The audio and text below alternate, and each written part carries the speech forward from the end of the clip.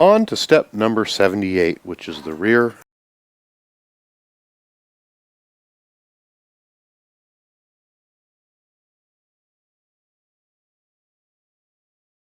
If you'll notice, the rear upper plate does have a top and a bottom.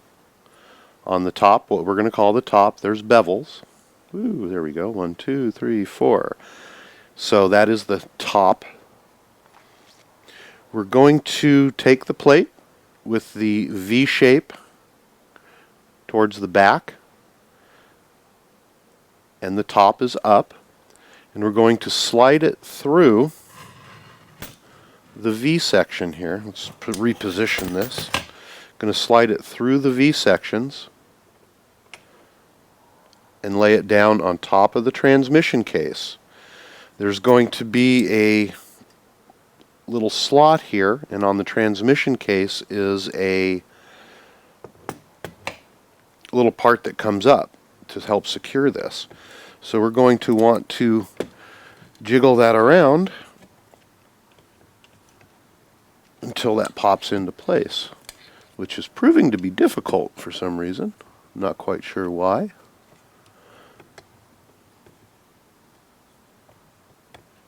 But you're just going to have to keep jiggling it and wiggling it and playing with it until it pops down into place.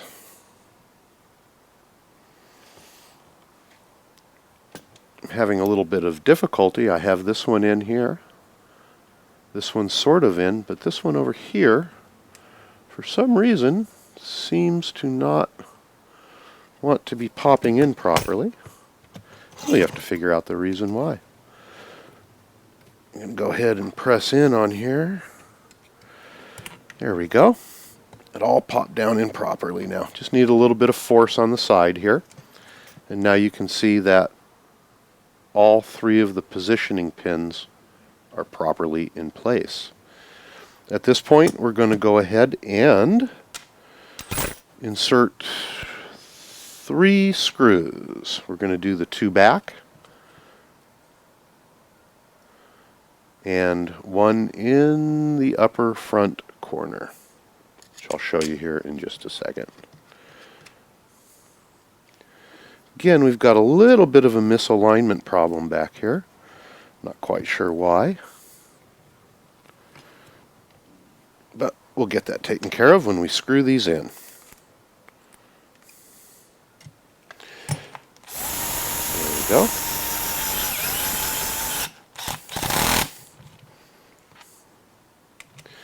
You really want to take care with this process that everything is in place and laying flat. If you try screwing them in without the pins, the locator pins being in place, you really run the risk of warping or bending this top plate. So you just have to kind of keep wiggling things around until it falls in, and it will. Once you've been running the vehicle for a while, if you ever take it back off, it always goes together much easier. But we've gone ahead and put these 2 in here, this one in here, and this one is still empty for a later date. And again, you want to make sure that your 3 locator holes are properly set down. Now we are going to put on the brake discs. And as I look at these, they are a punched part again. And I'm going to take the rounded ends and make sure that the brake pads are riding on the rounded edges. So the first one that we put on, the rounded edge, is going to go to the inside. To put these on is kind of fun. You're going to slip it down up underneath and then rotate it around until it slips on. The next piece we're going to put on is the separator for the 2 pads, and it's like this. There is no front or back, but it is directional. And what we want is for the fins to point towards the back of the vehicle. According to the directions, it says take note. We want those fins to go towards the back. So again, we're going to lay it down, slide it over the lay shaft, put it up in, just like so.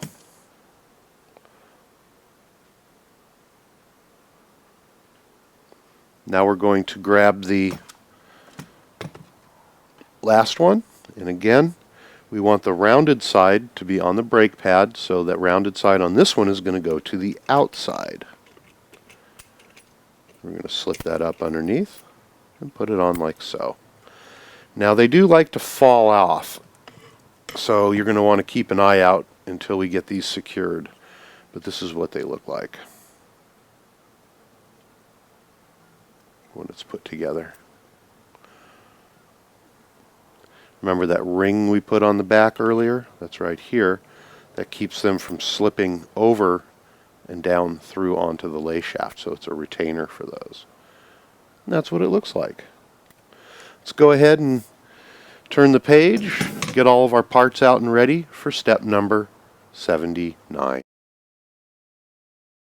Number 79, step we've all been waiting for. We're going to take our front assembly and attach it to our rear assembly so we can see what the true size of this thing is. Real simple to do. It's only 4 screws. What we're going to do is to take the bottom plate and slide it up underneath the gas tank, just like so. Pretty straightforward. At this point, and I'm not sure how much of this I'm really going to be able to get onto tape, we're going to go ahead and put the 4 screws in the bottom. Before I do that, I want to show you what I did real quick, just out of experience. These brake discs just kind of sit on there and they will fall off, and we're not going to put the brake assembly on for a while. So I just put a few rubber bands up around that, and it keeps these from sliding off. So just a little trick there. Slide this together, turn it over. Your 4 holes here should line up. If they don't, make them. It's a little bit difficult to do this on camera, so I'm going to muddle my way through it. We've got the 4 screws, and yes, we are going to use Loctite on these. I don't know why it doesn't tell you to in the directions, but that is something I'm going to highly recommend. Just put a little Loctite on them. And we're going to get these put together.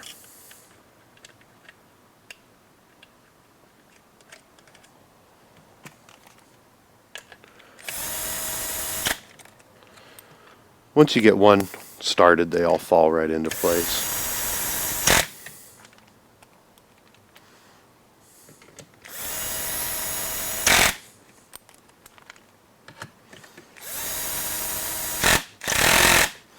And I'm on maximum power here, so that should be good. Going to want to make sure these are nice and tight.